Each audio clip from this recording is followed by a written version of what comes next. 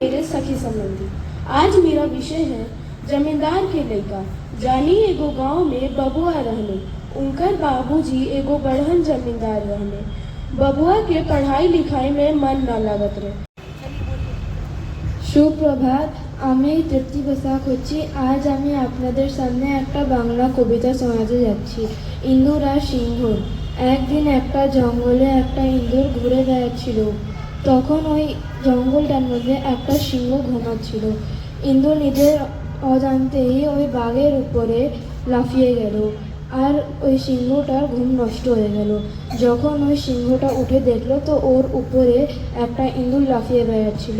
তখন ওই সিংহটা বলল, তোর কাছে এত হিম্মত কেমনি করে হলো যে তুই আমার ঘুম নষ্ট করলি?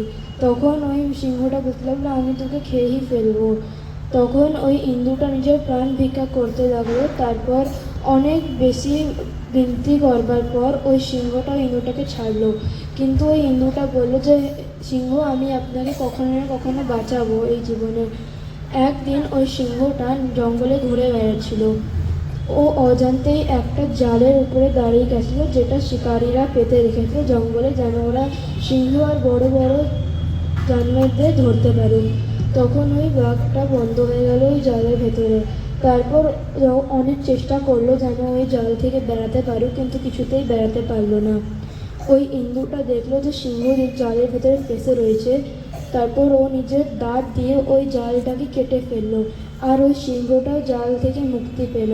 তারপর ওই ইঁদুরটা বলল যে, আপনি কখনো এরপর থেকে কোনো ছোট জীবজন্তুকে ছোট ভাববেন না।